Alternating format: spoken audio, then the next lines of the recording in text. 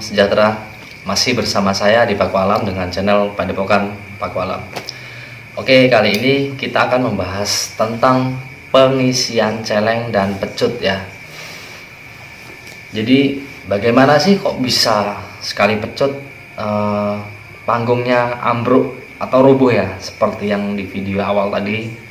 Oke, terus simak video ini sampai selesai supaya paham, supaya tidak menjalur ke miring-miring begitu ya. Supaya paham, jangan lupa subscribe, like, dan share.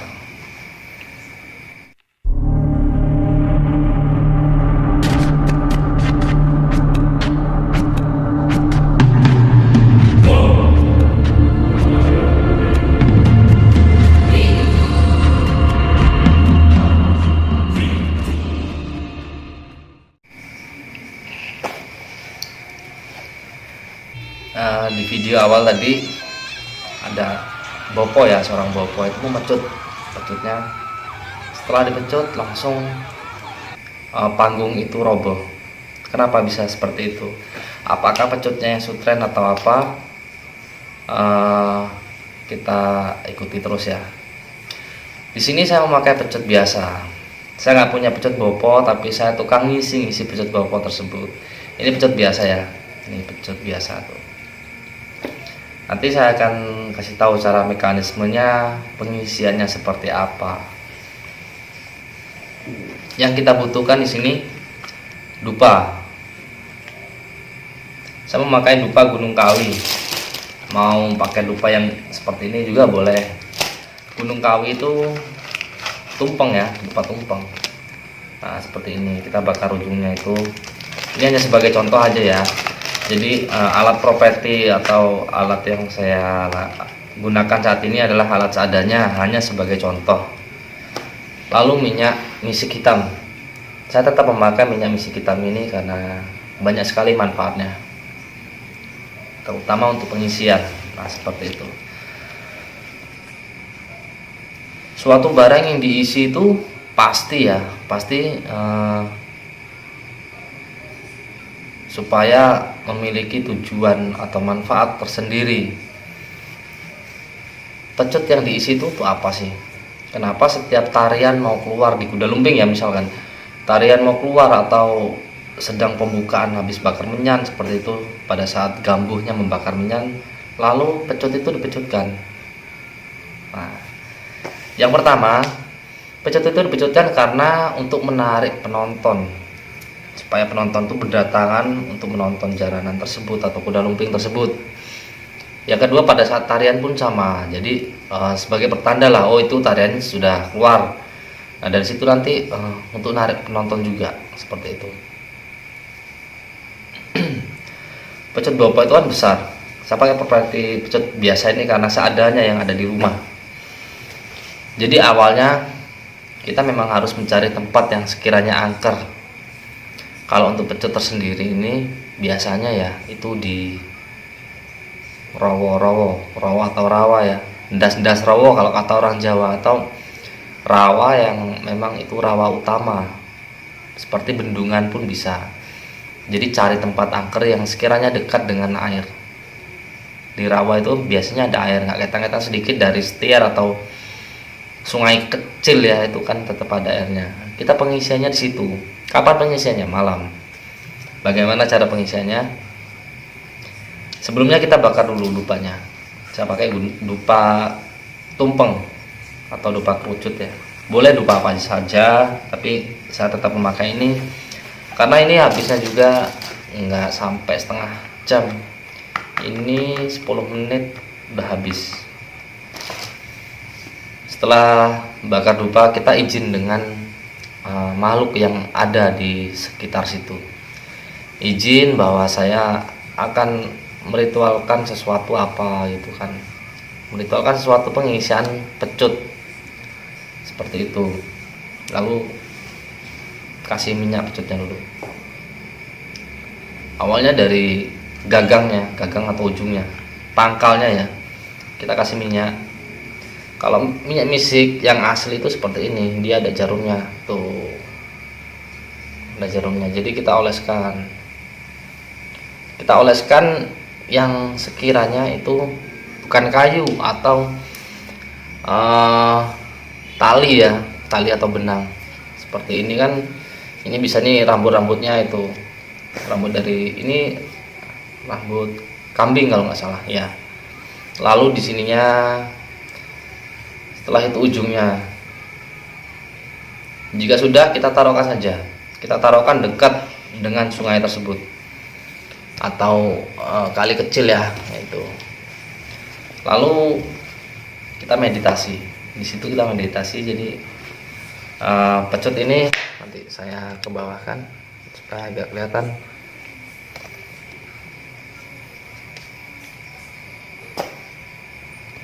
Nah, pecut itu kita taruh, mundur, kita taruh seperti ini. Kita meditasi nih, meditasi mau tangannya seperti apa juga boleh. Kita meditasi, kita menjem, itu hanya sendirian ya, di malam hari. Menjem dan pasrahkan apapun yang terjadi, pasrahkan sampai dupa itu habis ya. Dupa habis kan baunya sudah nggak tercium wangi lagi. Jadi itu sebagai pertanda bahwa meditasi kita atau topo kita itu sudah selesai. Kita meditasi, diem, hanya dengarkan air mengalir yang ada di sungai tersebut. Jika sudah, kasih energi. Jadi kita satukan energi kita dengan energi alam semesta. Kita tarik energi alam semesta tersebut, kita masukkan ke pecut ini. Kalau belum belajar energi, boleh ikut pelatihannya di metafisika. Di saya juga boleh, bisa pelatihan jarak jauh untuk paranormal, terapi medis non medis, dan hipnoterapi. Itu diajarkan di sini. Jadi setelah kita transferkan energi tersebut ke pecut ini, lalu kita kasih minyak lagi, tapi kasih minyaknya dari pangkalnya sampai ke ujungnya. Ini minyaknya ya, sampai ujungnya. Nah, seperti itu. Lalu kita rasakan. Cara merasakannya hanya ditempelkan ke di jidat ya, seperti ini. Nanti akan ada getaran-getaran energi di antara kedua alis atau di tengah-tengah pangkal hidung. Nah, ini kita rasakan saja getaran-getaran yang ada. Kalau sudah di situ nanti berarti proses pengisiannya sudah bisa dirasakan. Lalu bagaimana cara melakukan atau memanggil jin atau kodam tersebut yang di dalam isi ini? Nanti ketika kita sampai rumah, kalau kita tidur itu ada pelambang-pelambangnya. Ada pelambangnya kita akan dimimpikan. Jika kamu mencut ini sebanyak 3 kali misalkan, nanti akan datang segerombolan orang untuk menonton kuda lumping ini. Nah, yang waktu mau keluar tarian pecut lagi, maka akan keluar lagi, seperti itulah. Lalu pengisian celeng. Sekali lagi di sini saya propertinya hanya seadanya. Saya pakai celeng anak saya yang saya buat sendiri dari kardus. Karena saya nggak punya celeng, celengnya ada di grup jaranan saya. Saya malas mau ngambilnya. Nah, ini celengnya, sama nggak?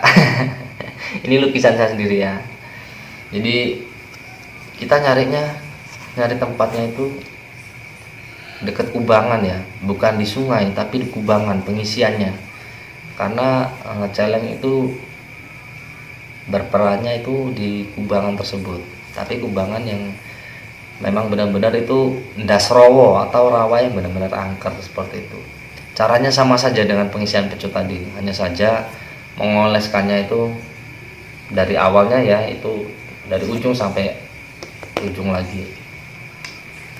Prosesnya sama dengan pengisian pecut. Nah, ini celengnya.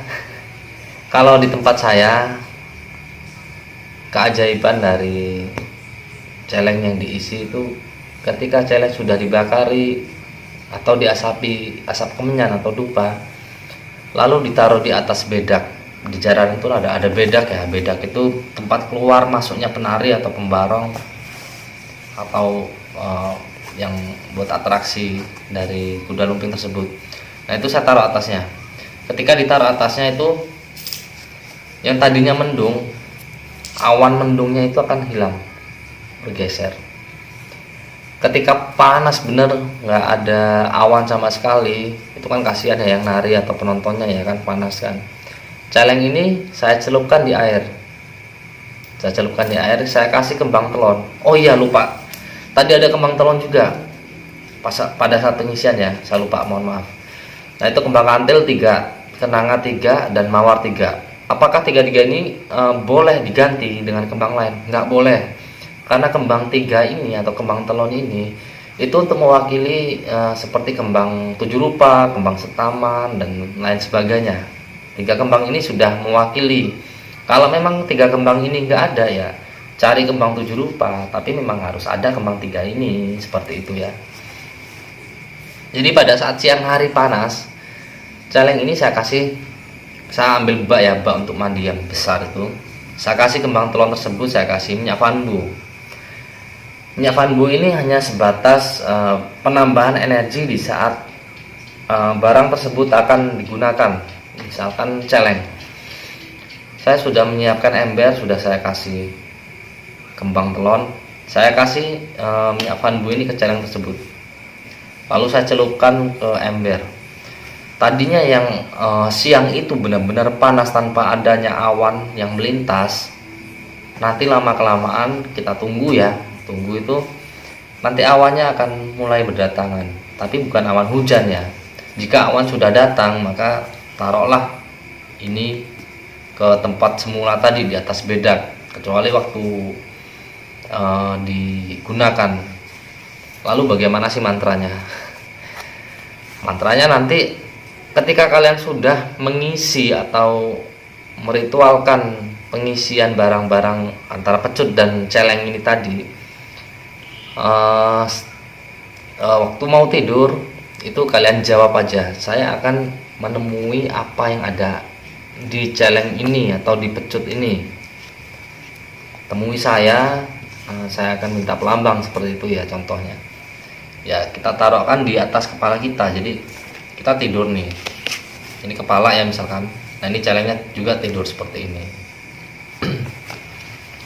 Itu supaya energi dari celeng tersebut masuk ke dalam mimpi kita. Dia akan memberikan suatu pelambang melalui mimpi tersebut, seperti itu.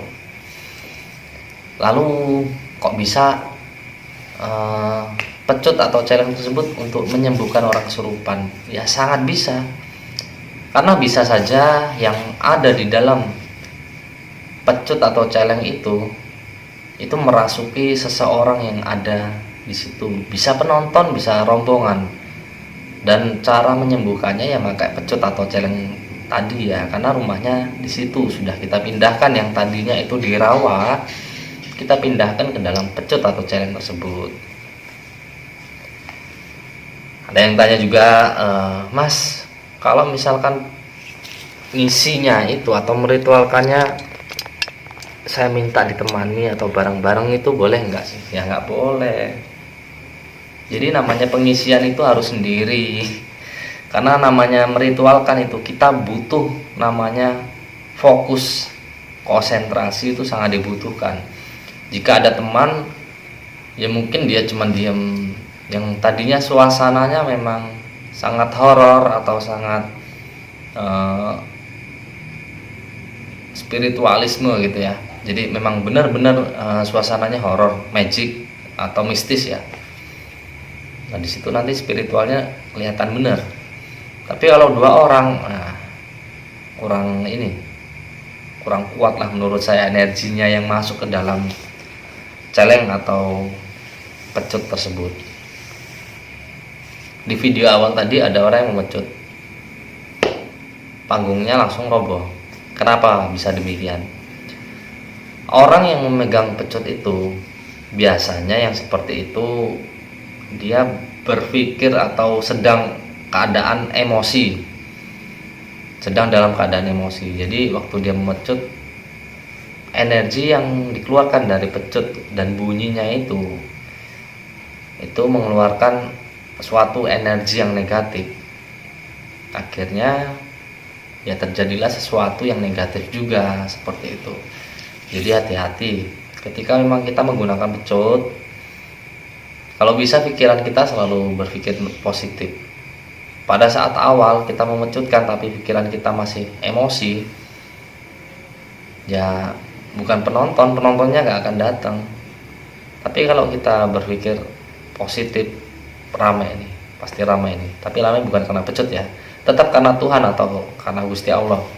Ini hanya suatu perantara saja, ibarat obat, ibarat kedokteran. Ini adalah obatnya, dokter adalah jalannya. Nah seperti itu. Kesembuhan tetap dari Tuhan atau dari Allah, sama seperti ini gitu. Jadi jangan, namanya budaya jangan disangkut pautkan dengan agama. Takutnya nanti ada, wah ini musyrik. Nah seperti itu kan, ada kemarin komenan katanya musyrik itu kan penyakit hati ya, penyakit hati. Beda dengan syirik. Kalau syirik kan menduakan Tuhan, kalau musyrik itu penyakit hati. Ya tetap semua itu berkat atau ijabah dari Tuhan. Jika Tuhan tidak mengijabahi, ya nggak akan terjadi seperti itu. Oke, silahkan yang mau bertanya di kolom komentar. Kalau ada yang mau disuruh ngupas apa, misalkan Mas kupas tentang ini sih, langsung di kolom komentar ya. Nanti akan saya buatkan video supaya tidak salah dalam pengerjaan, seperti itu. Kalau minyak, ada juga yang tanya kan, Mas minyaknya apa harus minyak misik? Enggak, jadi nggak harus minyak misik. Yang penting itu murni, 100% murni, maksudnya nggak dicampur alkohol ya. Nah itu kalau murni itu bagus, seperti Zafaron itu bagus. Oke, mungkin sekian pembahasan pengisian pecut dan celeng. Semoga semua makhluk bahagia. Salam sejahtera.